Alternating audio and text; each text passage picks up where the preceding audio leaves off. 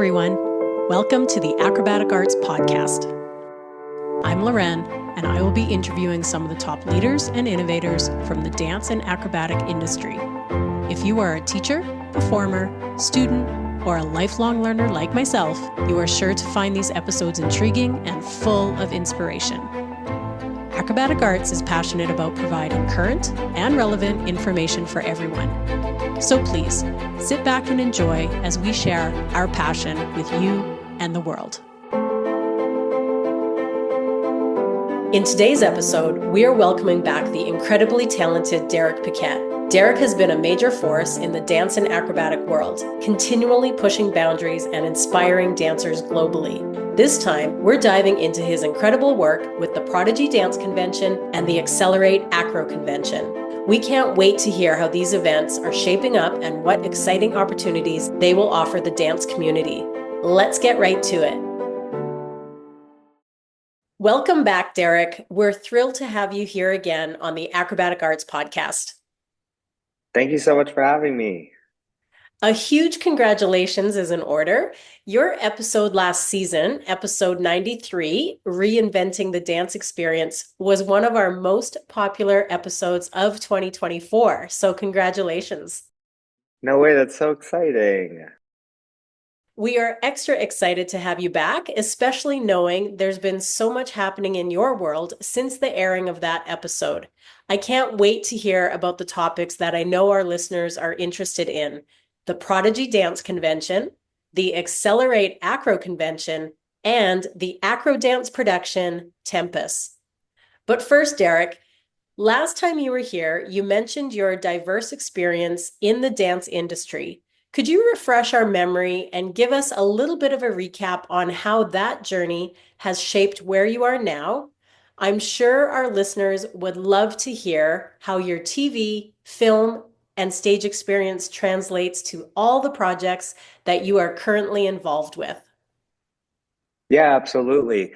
I was lucky enough 10 years ago to start my dance career as a professional and worked heavily in TV, film, and stage, like you were saying. I've worked on over 35 television shows, movies, or music videos throughout those years as a performer, as a choreographer, as an assistant choreographer.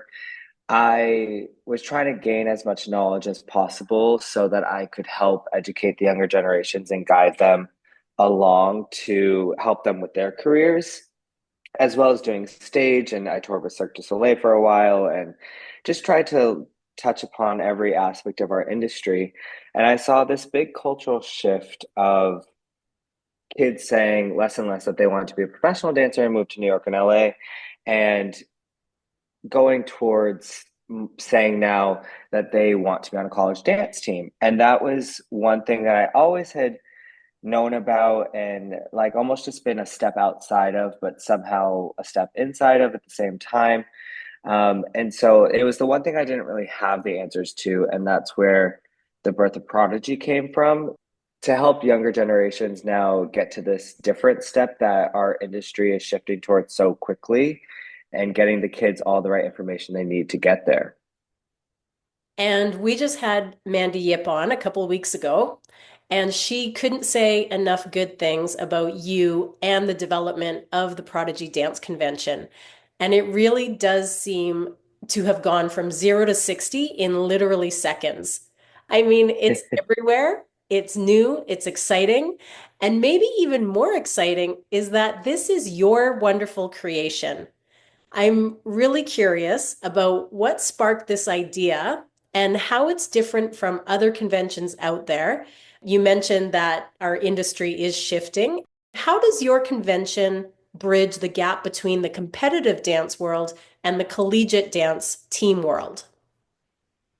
Yeah, the major difference between my convention and the other convention is we are bridging that gap between the two industries. We saw huge superstars from the competitive world like Ava Wagner and Ellie Wagner, Matthew Greco, just to name a few that were these big competition stars that all of a sudden switched to dance team. And now, they're the stars of Ohio and Minnesota. And that was kind of the start of a big shift and a big kind of awakening experience for those competition dancers to see that, I could get a full college education and have dance still in my life because not everyone wants to be professional. And I think it's a really important and cool lesson to be learned because not, just because you don't want to be a professional dancer doesn't mean that dance should be out of your life. And I think with collegiate dancing and dancing on a college team, it's still that high intensity training that kids are used to at their competitive dance studios, but it's a way for them to continue it through their college years. I think it's really nice that the universities can offer something, another path for these dancers to travel on. As you said, they can go to school, but they can still keep up with their dancing, which is great. You don't have to give one up to have the other. What's really cool too about Prodigy is we have a convention aspect to it. We also have a recruiting aspect to it. So it's not just one or the other. We had 35 of the top schools last year at our event recruiting, and that just really set us up for building even bigger events for this year.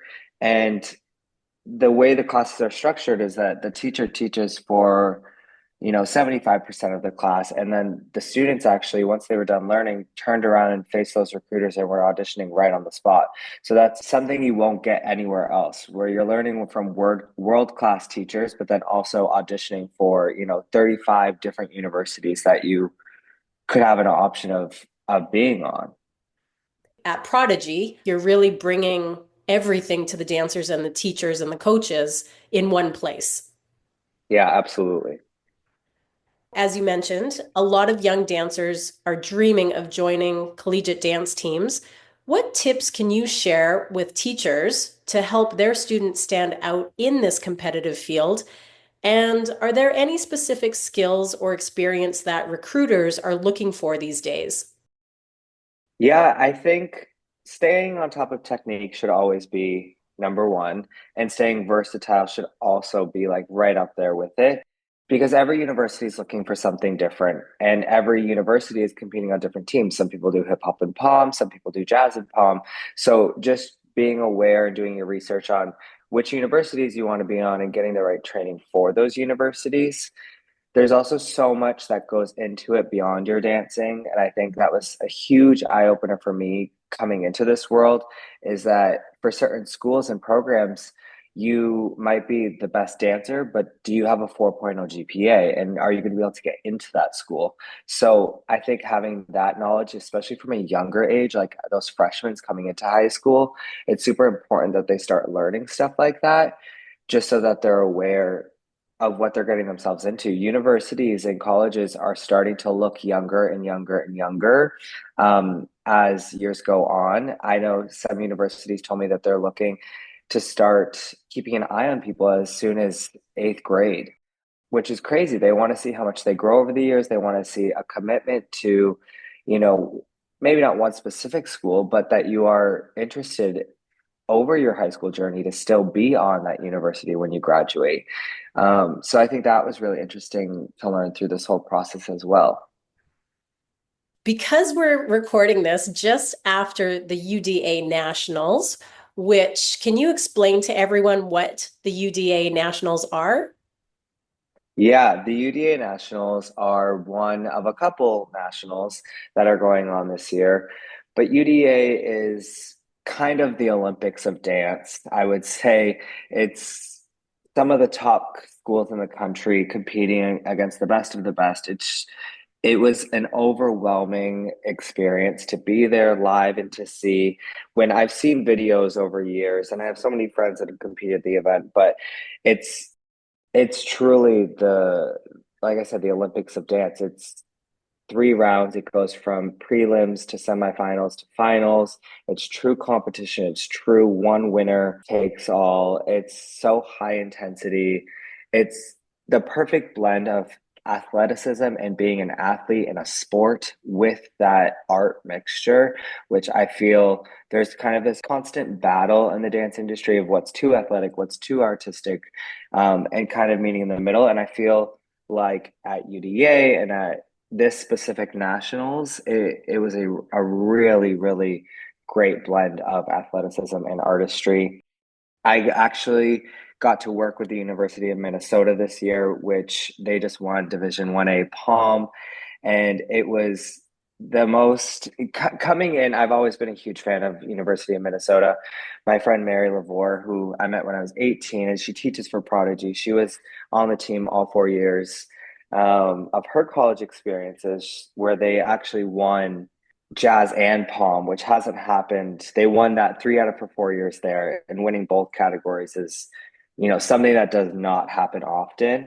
So I was exposed to University of Minnesota all the way back then, and getting to work with them this year on technique, and I got the honor of creating a kind of a practice routine on them just to see where my skills were at, where how they worked with another choreographer. So it was a really unique experience. I mainly came in to work out with them on 540s and rises and different tricks and acro skills like that, which there was this really viral moment in their palm this year of them doing a full group 540 into an aerial, into a standing back handspring. And it was just seeing an entire group of, I think it was 20 dancers, not only do 540s, but do 540s with such technical excellence. That I was able to help and guide and teach a lot of them with, was just like a really surreal moment to like see an entire crowd of like 10,000 people go absolutely wild when they saw it for the first time. And then on social media, it's having this, viral moment, which is just, it's so cool to see and be a part of. And that's just one team out of, I don't even know how many teams that were there that were all incredible, leaving it on the floor, and just like, it just truly, if you have a chance in your lifetime to go to an event like this, I highly suggest it. It was like 14-hour days, but they were so overwhelmingly incredible that it flew by in a second. I'm sure some of our listeners have seen the highlights and videos from the UDA Nationals, but anyone that hasn't, please, search on your social media. You will definitely find some of the highlights. As Derek said, the precision, the technical excellence is amazing. If you've never seen it before, you will probably be blown away with the dance teams. Derek, from the UDA Nationals, I know Minnesota holds a special place in your heart, but do you have any other universities that stood out? Absolutely. Ohio State University won D1A Jazz, and it was choreographed by Ricky Ubeda. And it was just this insanely artistic and athletic routine. Like I was saying, it was, new and innovative for the dance team world to see. And their routine grew so much from day one to day three that they were actually in second place on day one and day two. And then they took the top spot on day three because they had that growth. They had that, rise to excellence by day three, that it was incredible to see that in real time. UNLV won D1A hip hop. They were at Prodigy last year as recruiters. Seeing that live as well was, my jaw was on the floor the entire time. It was pure hip hop to the purest form of hip hop, which was incredible to see at UDA. The visuals, the technique, the textures, everything about it was just mind blowing. And those are just, the top winners, but there were so many, not even like underdogs, but schools that didn't or haven't placed in the past really started rising up. Tennessee was so incredible. UCF was in the top three for the first time in their program history, which was so cool to witness. I have a student on that team. And being a teacher there as well, like I had, I believe, 8 different students on 8 different teams at the D1A level. And just getting to see them perform after 10 years of teaching them was something really special. It's great that you mentioned that you have been teaching and working with these dancers, and then they achieve their dream of making it onto a dance team, and you get to see them in their element. And I think that's probably really what you want Prodigy to be, is to cultivate that artistry and the technique there, and then they will achieve their dream of making a dance team. Yeah, absolutely. That is the whole goal of Prodigy is to just help this younger generation achieve the goals and get on the school programs that they want to be on. And you and I both know firsthand that the dance world is always changing.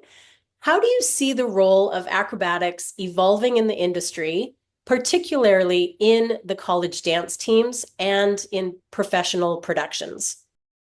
Yeah, I actually was with Mandy all weekend at UDA, which was so much fun. And it's just we kept saying to each other, it's so incredible how much acro is being displayed and especially the UDA world and how, I don't think there's one routine that goes by without some type of acro skill in it. So it's super important that younger dancers are training in acro, especially with acrobatic arts, so they're getting the right training, the correct training, as well as, I don't think there's a commercial that goes by with dance in it that doesn't have an aerial in it or a movie that happens or anything like that. Acro has been one of the biggest, if not the biggest asset to me as a professional dancer that, you know, we'll be in a rehearsal or even at the audition they'll say, okay, who could tumble, okay, who could do this, and you want to be that one that can step out and confidently say I can. And on a movie set, same thing, like they'll be like, oh, I need this really exciting moment, who are my tumblers, and being able to be one of a couple to raise your hand is a huge asset. So acro's influence in the dance industry, never mind the professional industry, is just it's the fastest growing thing that we've seen. And now dance team as well. Dance team is kind of going to be that same thing as acro was, a decade ago. Dance team really feels like it's this fastest growing thing. Mandy just texted me, one of my reels on the Prodigy page just hit 3 million views. Like I've never seen something grow that quickly in 24 hours to have it literally at my fingertips, and then a day later 3 million people have now watched it. Is just it's crazy. I think it's going to continue to grow this fast. It's already proven that it in the past year specifically, and also the last 3 years, that it will continue to grow in that way. The more exposure, it was on ESPN last year. I'm sure they're doing highlights on it this year. Like I said, acro is so fast growing in the past decade. I believe that dance team is going to be very similar to that, especially over the next couple of years. Proof is in the pudding of our social media. I think was at 5,000 followers. I woke up this morning and it's now at 11,000. So it's this fast growing, incredible thing. That's just another avenue for our dance industry to have and to claim and to promote the arts, because at the end of the day, dance is always sat on the back burner of the entertainment industry. And it's, I feel like, slowly pushing forward more and more. And if this is just another asset to do that, then it's incredible. I can't believe the social media that you're talking about. That's crazy, but it's amazing.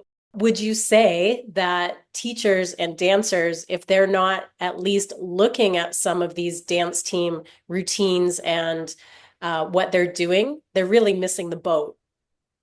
Yeah, I know there is a big kind of controversy in the industry right now of dance studio versus dance team. And the biggest thing that I've learned, and I've seen such big studios learn, is that if you aren't willing to kind of work with your local dance teams or the colleges, or give the kids the opportunity to get into this, especially if you have students that are interested in it, you could potentially be losing out on that. I've seen, these really big studios I teach at over the years go from being super heavy in the competition convention world to seeing this shift as well, and they've started to bring in palm teachers and me as a technique teacher.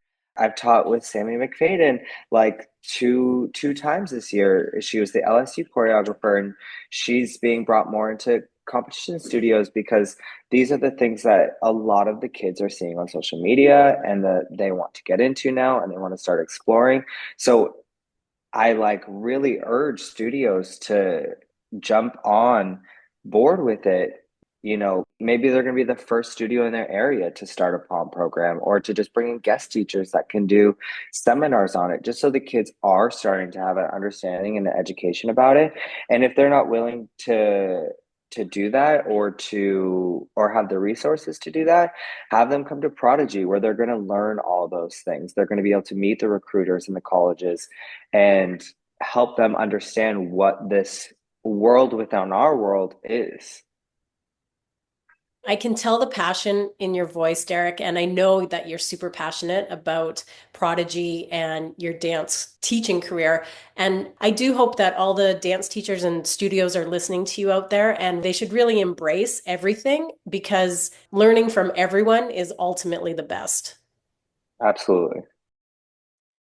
Now, let's move on and talk about another kind of convention, specifically the Acrobatic Arts Accelerate Acro Convention, which is being held in two US locations for 2025 in Phoenix, Arizona in October and Lakeland, Florida in November.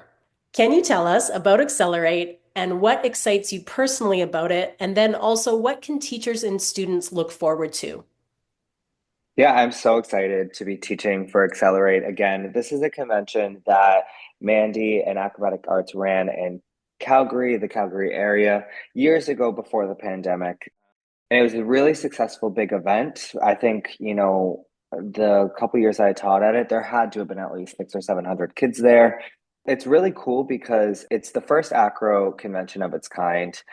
It started way back in Calgary, and now bringing it to the US is super exciting because we had so many people flying from the US in when it was in Canada. So it'll be really, really cool to see it in the US, where acro is so big.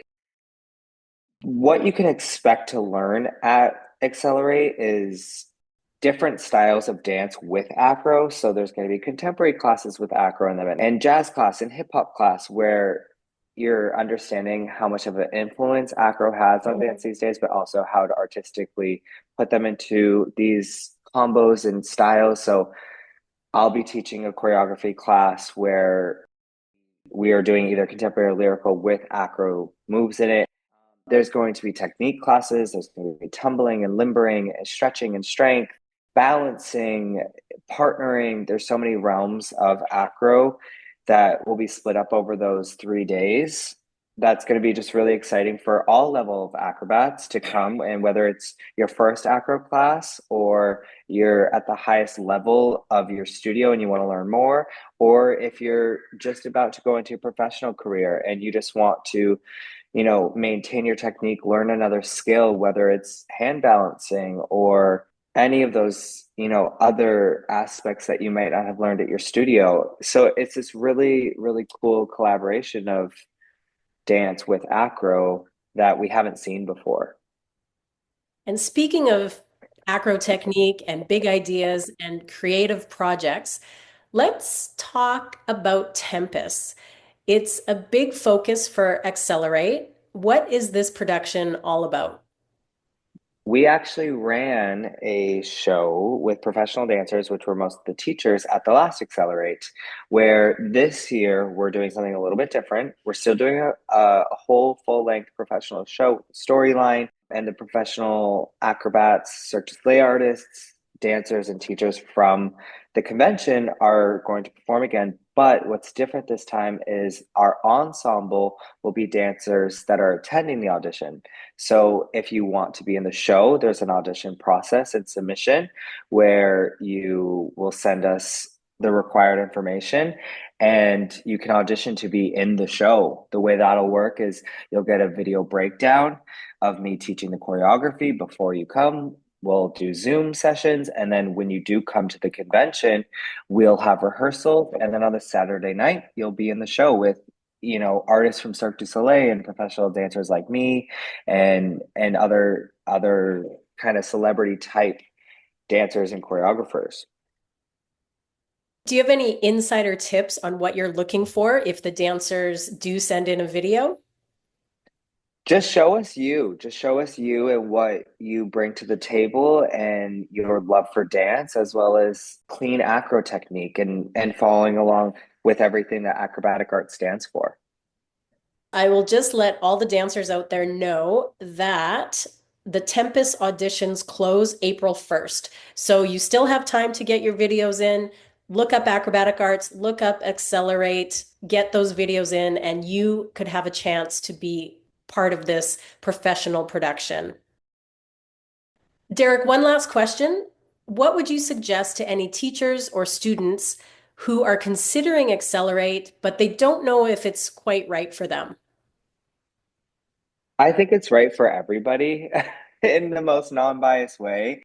Like I said, whether it's your first acro class or it's your first professional career, acro is so utilized in every style of dance now and every aspect of our professional industry. So whether you're coming as a teacher, as a student, there's so much to be learned at an event like this that is just going to either help your studio grow or help you grow as a dancer. Amazing. Derek, I'm super excited about Prodigy and Accelerate, and I know you are too.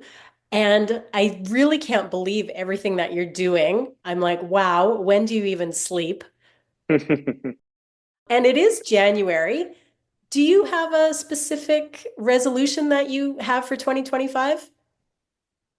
Not a specific one, but just to keep working and inspiring and just keep guiding dancers in the right way and just continue on with what Prodigy and Accelerate are doing and getting them to the forefront of the industry. Derek, it was wonderful to have you as a returning guest. Thank you so much for joining me on the podcast today. Thank you so much for having me.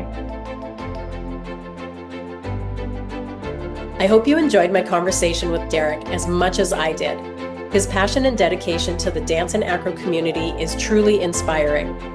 If you're looking to elevate your skills and immerse yourself in an unforgettable dance experience, be sure to attend Prodigy, Accelerate, or even both. Don't miss out on these amazing opportunities to learn from the best in the industry. We hope to see you there. Thanks for listening, everyone, and have a great day.